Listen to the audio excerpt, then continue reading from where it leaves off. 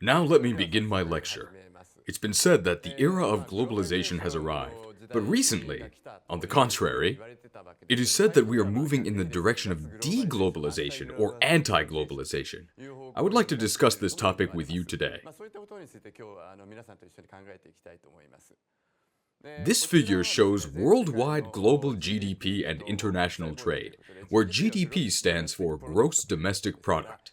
It is somewhat strange to say gross domestic product of the whole world, but you can think of it as the sum of the GDPs of countries across the world.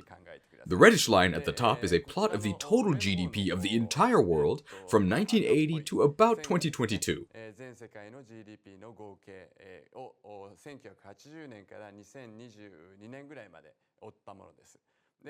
The lower, blue line shows the total amount of international trade.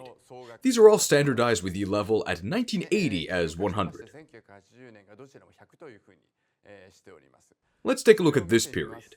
You can see that, initially, in years until the year 2000, both grew at almost the same rate. However, from about the year 2000 onward, the two lines show a significant discrepancy, with the growth of international trade exceeding the growth of GDP. I would like to talk about the reason why this happened later. But before that, we can see that the world entered the era of globalization at around this time, from the year 2000 or so. In other words, globalization can be defined as a state in which the international flow of goods and services, or that of people, has become more active than ever before. If the amount of international trade grows at the same or similar rate as GDP, it is quite natural that international trade develops according to the overall growth of economic activities. However, the current situation is that international trade is growing at a rate that exceeds the growth rate of GDP. This phenomenon has occurred since around 2000. The next slide shows a much simpler version of this, looking at the ratio between the amount of trade and the GDP. The upper line shows the plot for the world as a whole. Until about 2000, the amount of trade accounted for about 20% of the world's total GDP. But the ratio has increased since then, and it has been about 30% since around 2010. Previously, Japan was called an international trade-oriented nation, so you might believe that international trade is still very active in Japan.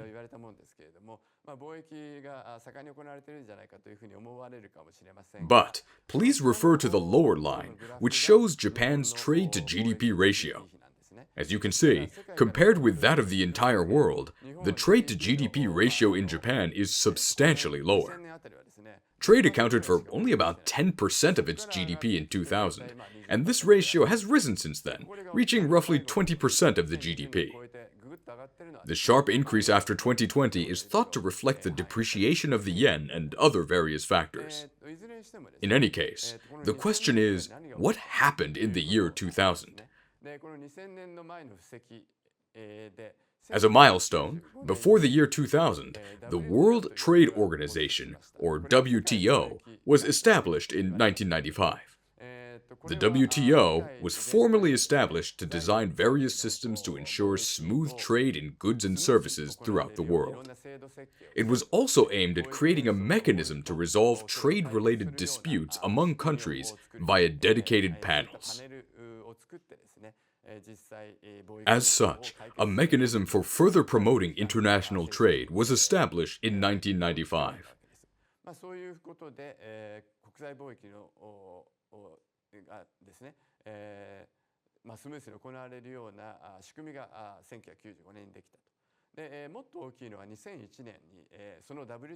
More significantly, China joined the WTO in 2001.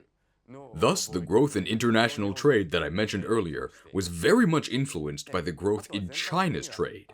In general, the so-called ICT revolution has made it easier to exchange information, or information on goods.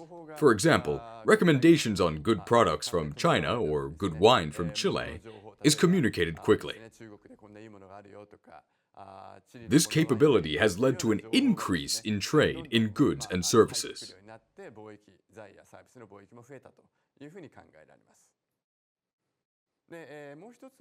Second, there has been progress in the global supply chain, also known as the global value chain. What this means is that, previously, if you were to manufacture automobiles in Japan, everything was done domestically.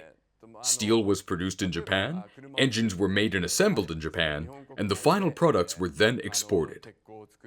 However, from around this time, the production process started to become fragmented because the cost of international transportation was lowered and the labor cost in Japan was relatively higher. From that time, namely around the year 2000, more and more labor-intensive tasks started to be done overseas.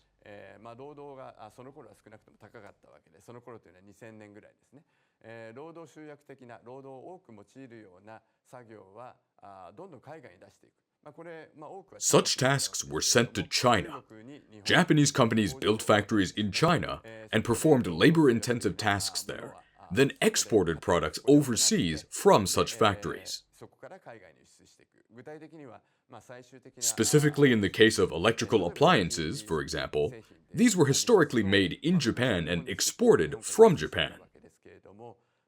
However, in those days, parts began to be manufactured in Southeast Asia, for example in Vietnam, and were then exported to China, where they were assembled into products and exported to the US and the rest of the world.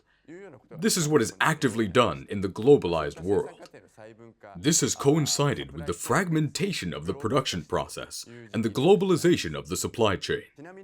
Incidentally, when comparing the intermediate goods trade versus the final goods trade, where the intermediate goods trade refers to parts and components, whereas the final goods trade refers to trade in final products such as automobiles, the trade volume of intermediate goods is actually twice as large as that of final goods. So trade in intermediate goods, that is, trade between businesses, accounts for a very large share of the total trade.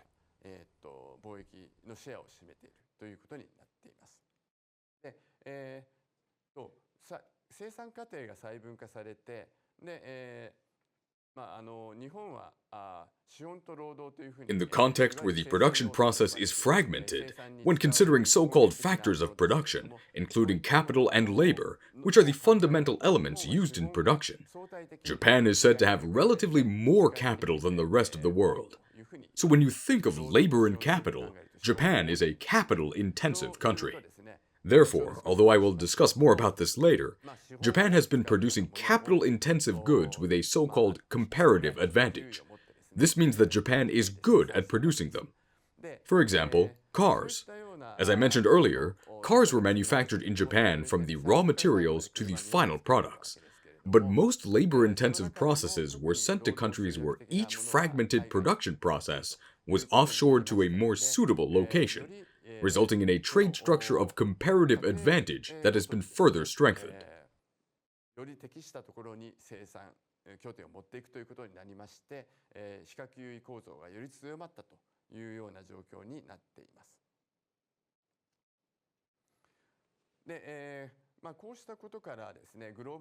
This promoted the globalization and growth of international trade.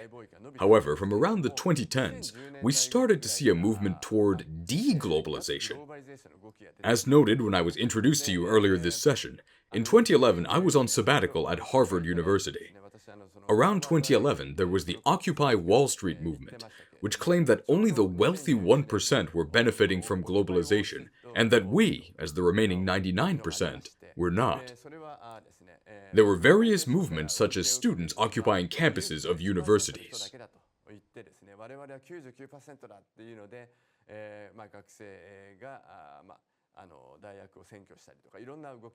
At Harvard University, there is a place called Harvard Yard, and I'm sure a number of you have been there, but there were tents set up there. Though now there are tents set up at the University of Tokyo, it was a very big movement at Harvard.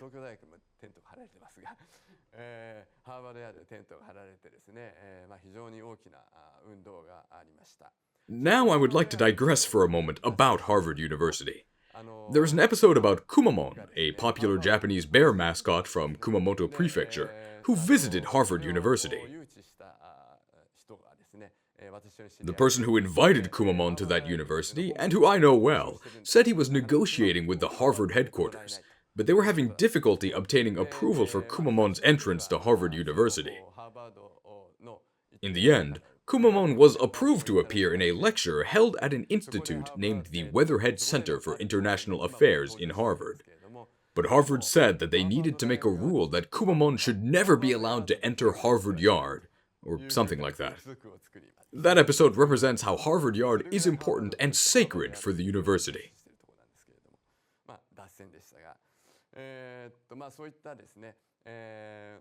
Sorry for getting off track.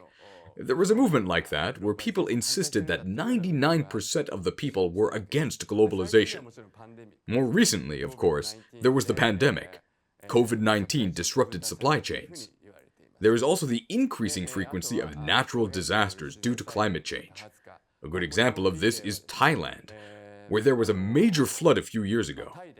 At that time, the factory of Honda, a Japanese company operating in Thailand, was submerged in water and the company's supply chain was disrupted. More recently, geopolitical risks have become more prominent, as seen in Russia and Ukraine, as well as in Palestine, as you all know, which has pushed the movement toward deglobalization.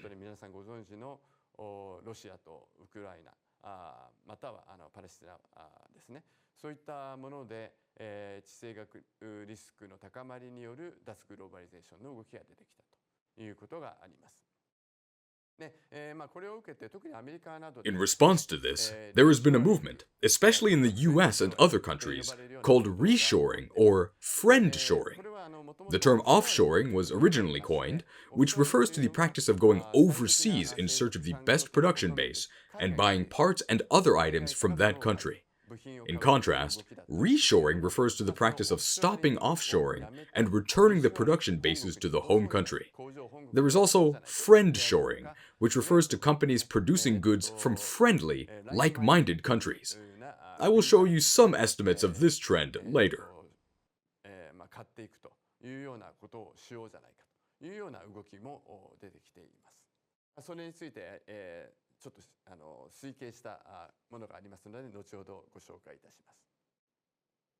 It is said that international trade has both pros and cons. I would like to now talk about the benefits and negative aspects of international trade. The benefits are eventually what pro-globalization people argue. First, countries can enjoy gains from international trade. In addition, benefits are generated from international trade in goods and services and from the movement of people across borders, which is one aspect of globalization and can stimulate the dissemination of knowledge, which in turn can lead to economic growth. These are positive aspects. Negative aspects argued by anti-globalization people include the destruction of jobs and the expansion of income inequality in a country. This widening gap between the rich and the poor is considered to have triggered the Occupy Wall Street movement that I mentioned earlier, and it is thought to be connected to the populism of today. In other words, it has become common in recent years for poor people to oppose globalization, and policies have been formulated in such a way as to take advantage of this momentum.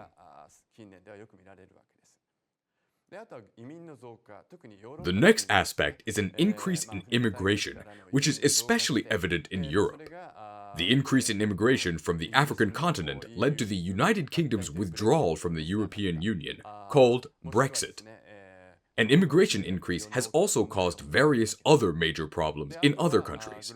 And, as I mentioned earlier, globalization leads to the spread of technology, which is sometimes viewed negatively as well, such as when technologies are stolen. This is what has led to the trade friction between the US and China.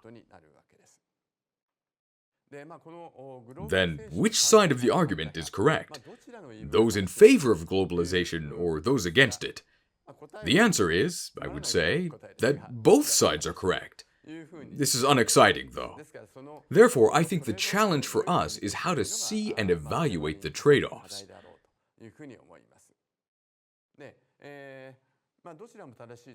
I may be repeating what I said earlier, but there is the aspect that the country as a whole gains from international trade.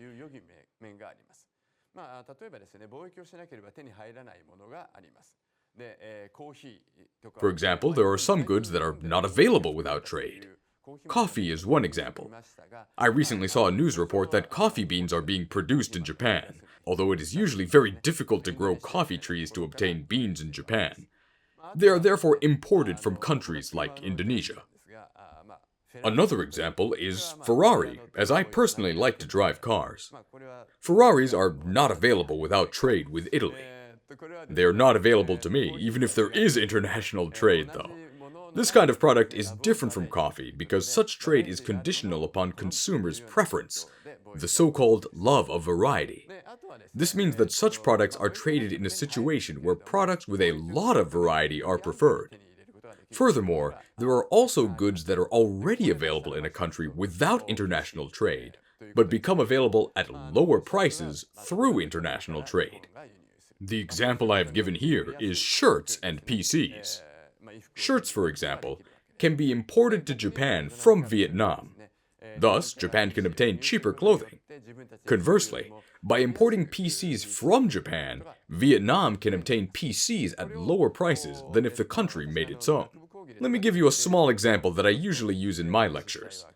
Let us consider a situation in which Japan is the home country and Vietnam is a foreign country, both having only two types of goods, PCs and shirts. The term goods is commonly used in economics. You may think of them as products in general. This table shows the unit labor requirement, which means the amount of labor required to produce 1 unit of each good. However, for shirts, please think of 1 unit as about 50 shirts. So, this table shows the amount of labor required to produce each good in each country.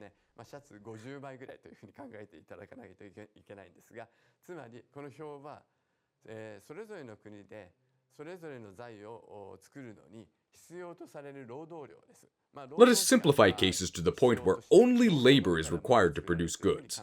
Thus, it takes 1 unit of labor to make 1 unit of PCs, and 2 units of labor to make 1 unit of shirts in Japan. In Vietnam, it takes 6 units of labor to make 1 unit of PCs, and 3 units of labor to make 1 unit of shirts. Thinking of it this way, in this example, when we compare Japan and Vietnam, Japan requires less labor for both goods. In other words, Japan has an absolute advantage in both goods. So, is it a good idea for Japan to produce both goods? Is it better for Vietnam to do nothing? No. In this case, Japan actually has a comparative advantage in PCs, so it is better for Japan to mainly produce PCs and export them to Vietnam. Meanwhile, it would be better for Vietnam to produce shirts and export them to Japan. If Vietnam makes shirts, the technology of manufacturing is inferior to that of Japan. However, it is still better for Vietnam to make shirts, considering the trade pattern in terms of so-called opportunity costs. Opportunity cost is what is sacrificed in order to gain something. In this example, it takes 1 unit of labor to produce a PC in Japan. But in order to make that PC, the production of shirts must be sacrificed. Since 1/2 of a shirt unit is produced from 1 unit of labor, the volume of shirts sacrificed to produce 1 PC is 1/2 of a unit.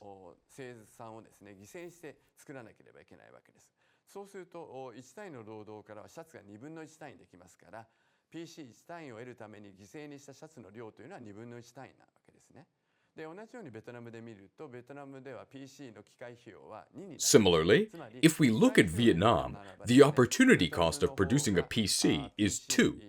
Thus, the opportunity cost of producing a PC is higher in Vietnam than in Japan. In other words, Japan has a lower opportunity cost for PCs, and Vietnam has a lower opportunity cost for shirts. Each would export the good with the lower opportunity cost.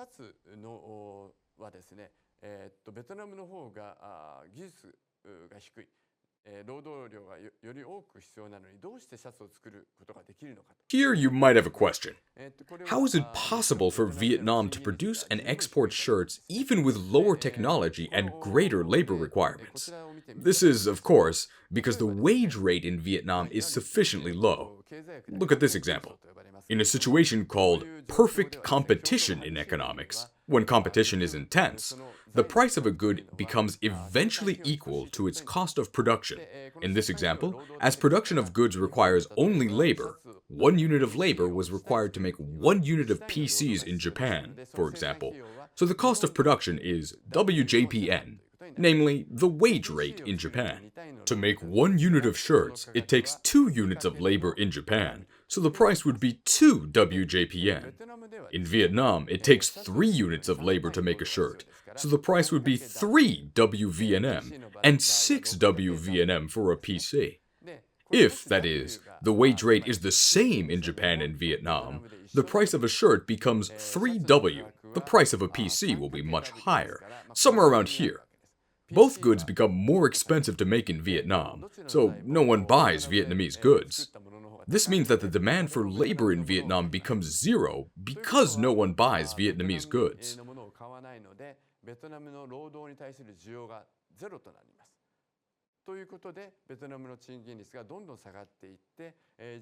Thus, the wage rate in Vietnam will decrease to the point where 3 WVTM, the price of a Vietnamese shirt, is lower than 2 WJPN, the price of a shirt made in Japan, as shown in the figure here. Then, in this example, for shirts, everyone buys Vietnamese shirts because Vietnamese shirts are cheaper than Japan-made shirts. For PCs, everyone buys Japanese PCs. One thing we can see here is that, although comparative advantage determines trade, absolute advantage is also important.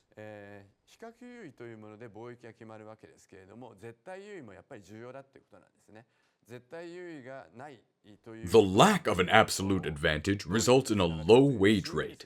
In other words, even if you lack an absolute advantage, you can still trade, but you will end up in a situation where the wage rate becomes low because of the lower technology level. Now, let us move on to trade profits. In this example, both Japan and Vietnam gain from trade. Let's consider this case with a simpler example. For example, as we have seen, Vietnam has a comparative advantage in shirts, but the start point is set at a situation in which both countries are making shirts and PCs.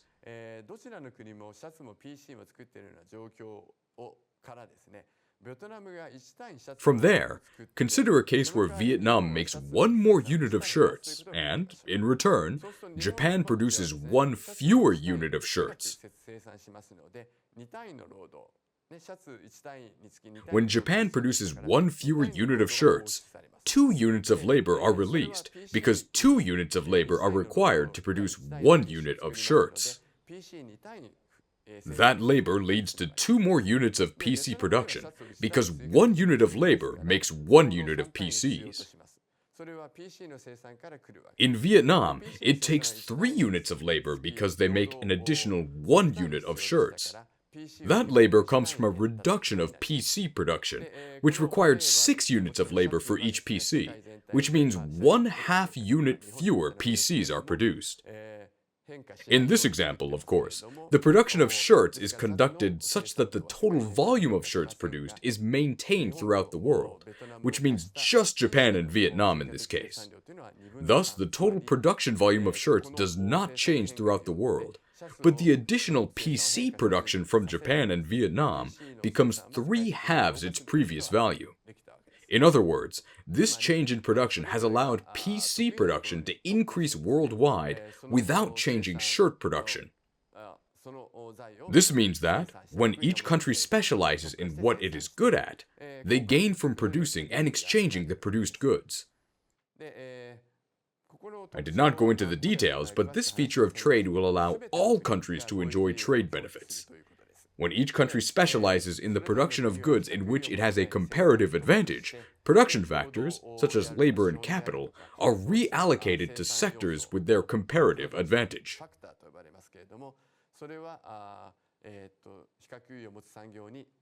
This actually indicates that trade can be thought of in the same way as a transaction between people. Namely, even if a person is good at building houses, making shirts, and growing meat and vegetables with respect to everything, it is not in his best interest to do everything himself. it is better for you to be involved in a job where you have the most comparative advantage, even if you are good at everything. If you are the best at building houses, it is better for you to specialize in building and constructing houses, and to then buy meat and vegetables from others. Exactly the same thing can be said of international trade. シャツをや肉や野菜は買った方がいいわけです。で、そういったことと全く同じことは国際貿易でも言えるということになります。で、両国、ともにですね、全ての国が貿易利益を享受する、つまりウィンウィンの状態にあるのが国際貿易だということになります。I would say that international trade is a win-win situation in which all countries involved benefit from trade. I want to go off on a tangent because I want to introduce an episode to you. The upcoming US presidential election is currently the talk of the town, and one of the candidates, Mr. Donald Trump, once said, after hearing something similar to win-win relationships work in the context of trade, "I love the word win-win, because win-win means that America wins twice." Actually, as you know, win-win means that both sides will win, not one side wins twice. But he thought it meant winning twice. このウィンウィンというのは双方が勝つということであってですね、2回勝つということじゃないんですけど、トランプはですね、2回勝つということだと思ってたという話です。The negative impacts of international trade include the fact that, as I mentioned earlier, as production is specialized in areas each country is good at, export goods industries will develop while import goods industries will shrink. In other words, in developed countries, agriculture is a very large import goods industry, which means the agriculture industry will shrink in these countries. Japan is no exception. This is the reason why many countries consider the need to protect their agriculture industry from the perspective of food security and for other reasons. Although developing countries do not have the same problem, they are also facing their own challenges. That is, they have comparative advantages in agriculture, which means the manufacturing industry shrinks in these countries because it is an import goods industry for them. Thus, it will be difficult for these countries to undergo economic growth because the manufacturing industry serves as an engine for a nation's growth. In the case where all countries specialize in areas in which they have a comparative advantage, developing countries will inevitably specialize in agriculture, or just light industry out of the manufacturing industries, which negatively impacts the growth of those countries.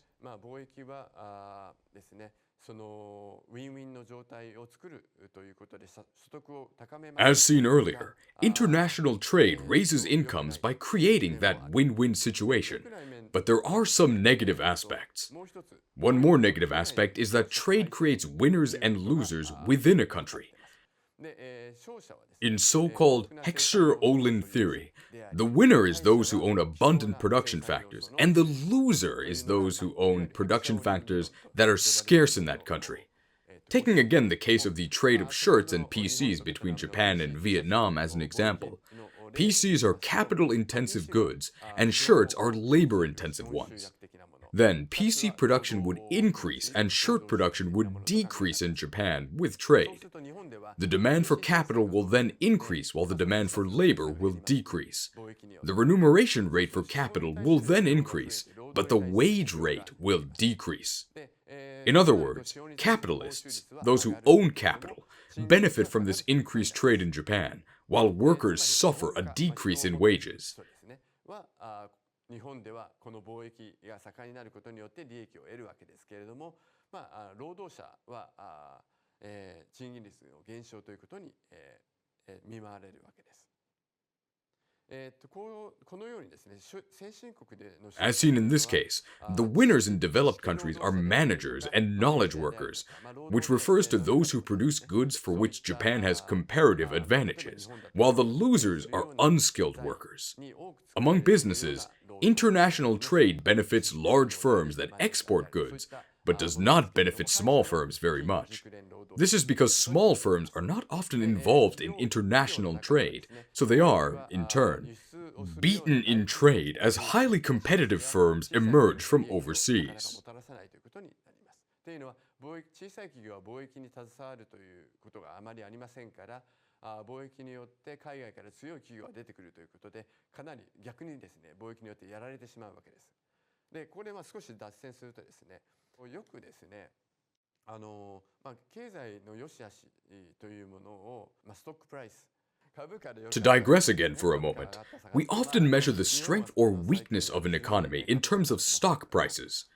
We see stock prices have been rising recently in Japan, but it seems a little bit wrong to me. In particular, with the current weak yen, exports increase, which in turn makes it easier for stock prices to rise.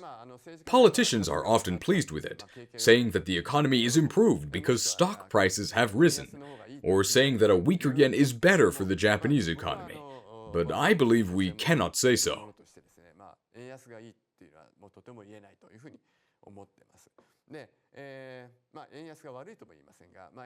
I'm not saying that a weak yen is bad, although I do believe that a weak yen is neither good nor bad. A weak yen, of course, benefits exporting firms. Exporting firms are large and are listed on the Tokyo Stock Exchange. So, of course, if the economy is in a situation where exporters are growing, stock prices will rise. Conversely, the rise of stock prices does not represent the strength of the economy as a whole, but only whether exporting firms perform well or not. I therefore think we should think of stock prices as indicating exporters' performance rather than indicating whether the economy is good or bad. ですから景気がいい悪いというよりもですね、輸出企業が良い状態にあるかないかということを、ストックプライスは示しているというふうに考えるというのが正しいんではないかと、私は思います。Trade also causes disparities among regions. Trade has both positive and negative aspects. But if we look at the negative side, the import goods industry, for example, is shrinking. Thus, regions with many import goods industries are suffering regionally. This is a problem that appears to be particularly acute in the United States. In the US, where the workforce can move across regions, one can move to another region if one's own region is hit by various factors. Historically, labor mobility among regions has been very active in the US. However, such mobility is said to have become very limited in recent years for two main reasons.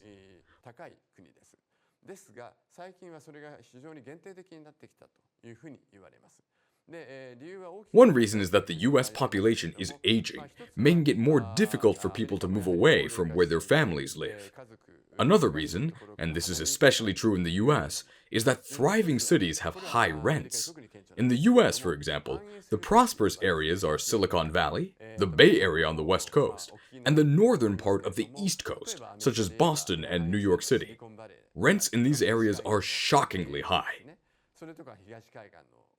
So, for example, when a person is working at a factory in their own town in the Midwest, but the factory closes, the person wants to move to a different place to work, but cannot because of the high rents. Therefore, in a place like the US, where there is a large land area and the distances between cities are great, if industries in an area are hit, it will rebound back on the residents.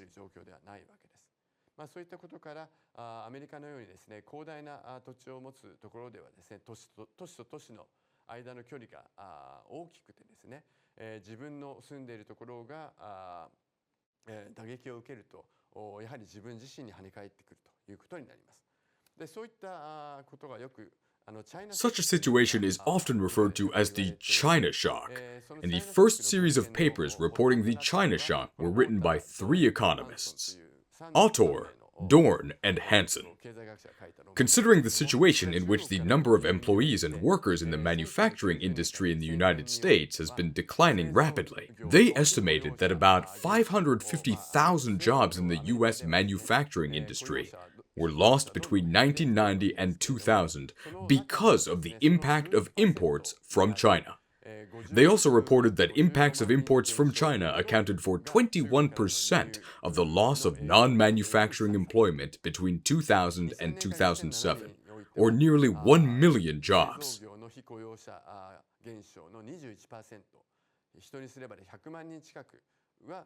中国からの輸入によるものだというふうに説明されるというふうに言いました。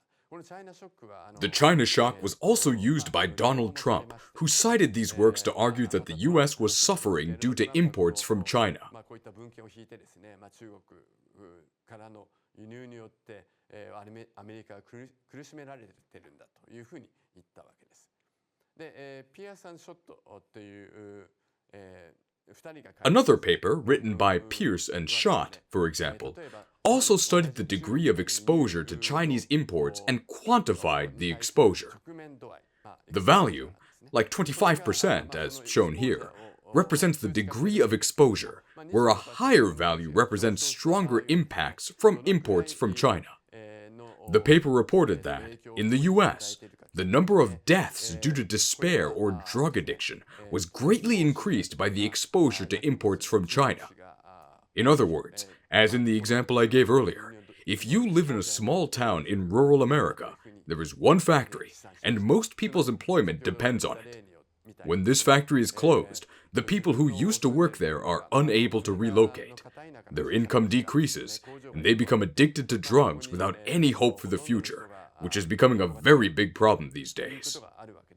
そういう工場がなくなったりしたらですね、そこで働いていた人たちが動くに動けずにですね、所得が減って将来への希望も持てずに薬物を取るようになって中毒していくというのが最近は非常に大きな問題になっています。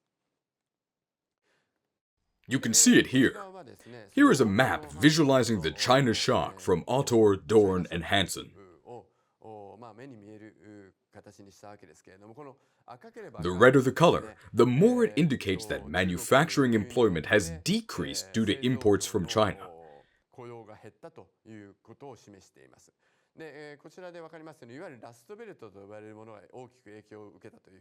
It has been said that the so-called Rust Belt and Midwest have been greatly affected by trade with China, and we actually can see that the red color is darker in these areas.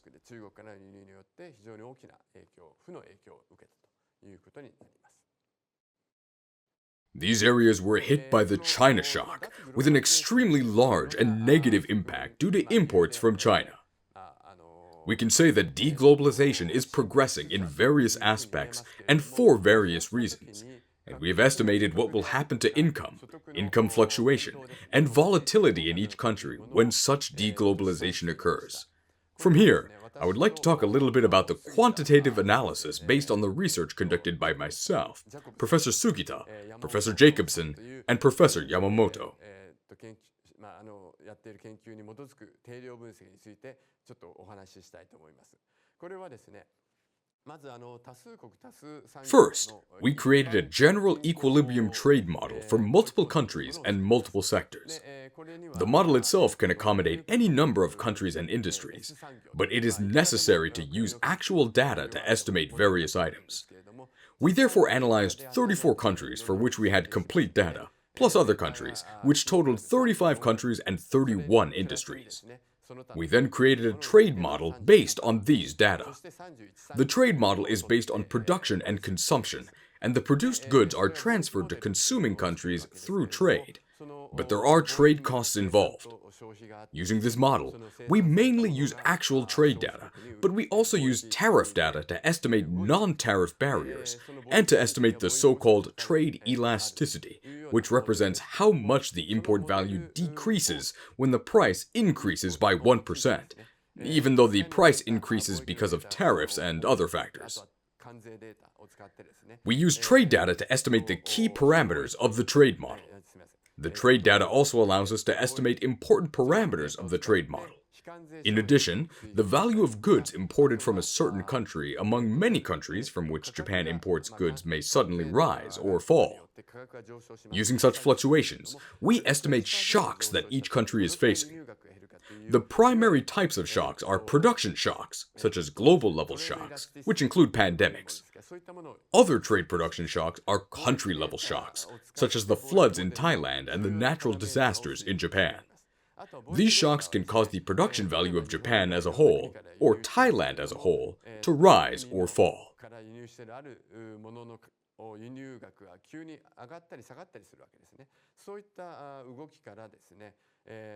各国で起こっているショックを推計してやります。で、それは生産のショックが主ですけれども、その生産のショックとしては、例えばグローバルなショック、これはパンデミックみたいなものですね。グローバルなトレード生産ショック、そして国のショック、これは先ほどのタイの洪水であるとか日本の自然災害みたいなショックによって日本全体、タイ全体もしくは日本全体での生産額が上下したりします。そういったショック、それとかThere are also shocks at the industry level, and shocks in other industries or other countries. For example, a semiconductor plant in Japan burned down a few years ago, and the supply of semiconductors was stagnant. We estimate such shocks and then estimate the distribution function of the shocks. そういったショックを推計してやります。で、そういったショックを推計してやって、ショックの分布関数というものを推計します。Using the estimated distribution function of shocks, we regenerated the shocks and ran the model feeding shocks into the model once again to examine the movement of real income in each country. ショックをもう一回フィードしてやって、各国のですね、各国のThere are three scenarios. One is the case where trade in intermediate goods is completely shut down. There are two types of imports and exports of goods: intermediate goods and final goods. And final goods are something like what we eat and consume. Intermediate goods are used to produce final goods. The case of a complete shutdown of import of intermediate goods can be considered a case where there is no global value chain, GVC. The second scenario is the US-China trade war, in which both the US and China impose tariff-based bans on intermediate and final goods. This is the case where trade comes to a complete halt. Here, such tariff-based bans occur only between the US and China. This is what we have considered. The third scenario is the case of complete autarky, where all countries cease trade, either final goods or intermediate goods. We examined these three cases and examined how the levels and volatility of real income changed.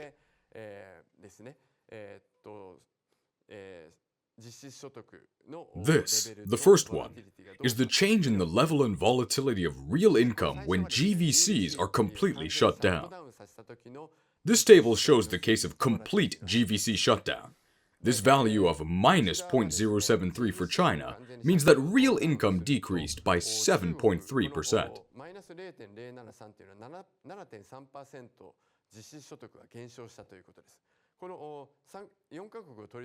I'm singling out these 4 countries and examining them, but there are actually 35 countries, and the average is shown in this world section. On average, there has also been a 5% decrease in income levels, so you can see that the global value chain is quite significant. As I said earlier, trade in intermediate goods is about twice as large as trade in final goods, so it accounts for that much trade. Shutting down that trade in intermediate goods inevitably makes the prices of goods higher. The inability to obtain materials and parts at low prices means that real income declines because of higher prices for goods. The decline is 7% for China and 1% for Japan. As I mentioned earlier, Japan does not trade much, so this decline is small. Mexico undergoes a decrease of 7.7%, whereas the decrease is only 0.7% for the US, because the US is a large country, enabling it to be self-sufficient. Thus, shutting down the GVC completely reduces real income in almost all countries. However, volatility also decreases. Now let us think of the reason why this volatility of real income decreases. The volatility decreases when the GVC is shut down. So in a case where GVC is operating, which means when goods are traded more freely, the volatility increases.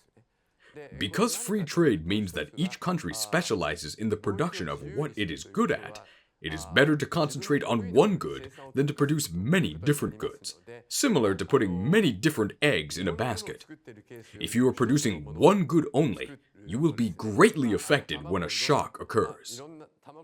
いろんな卵をバスケットに入れてやるというのがいいわけですけれども、そうでないとですね、そこの自分が何かだけを作っていると、そこにショックが来た時に非常に Therefore, the inability to diversify one's portfolio has the effect of increasing the volatility of trade, production, and so on.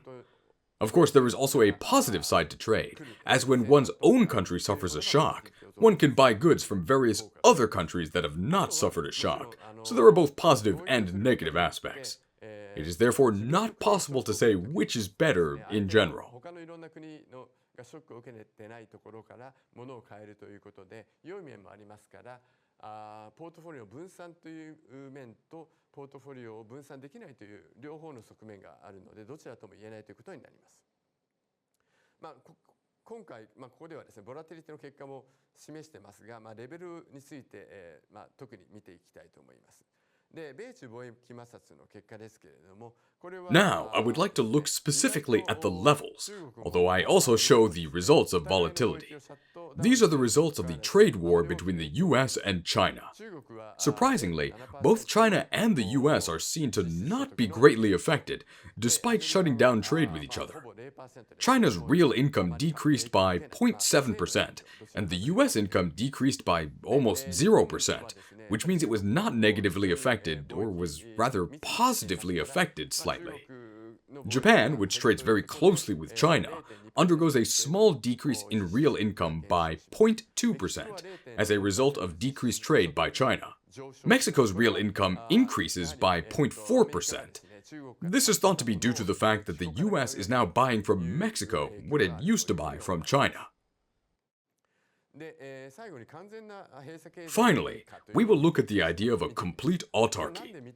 The reason we considered this case was that we wanted to examine specifically the United States. When starting with China, if China were completely isolated, due in part to the fact that China benefits considerably from international trade, especially with the US, there would be an 11% real income decline. Japan's income would decrease by 1.5%, Mexico's by 9%, and the US would see almost no change, with a real income decrease of less than 1%. Considering a real income decline of about 7% for the world as a whole, we can say that the US would be nearly unaffected.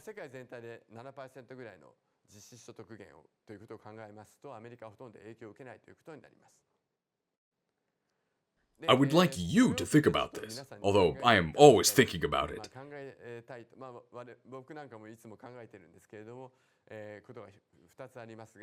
There are two items listed here. One is efficiency. I mean, globalization is a very efficient system in the sense that production centers can be located in the most desirable places, and trade can take place with such production centers. However, it has also brought about various negative effects. So attention focused on deglobalization has increased. But then, as we move in the direction of deglobalization, efficiency will be compromised. However, deglobalization may be good in terms of resilience. For example, friendshoring may be a good way to avoid various geopolitical risks. Also, the immigration problems that have been brought about by globalization will be reduced, and the world order may be maintained.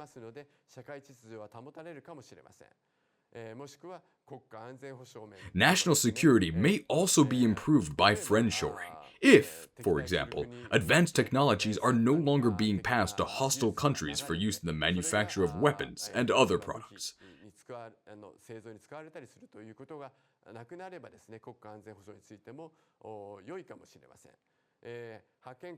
For the hegemonic powers, deglobalization may help them regain their hegemony.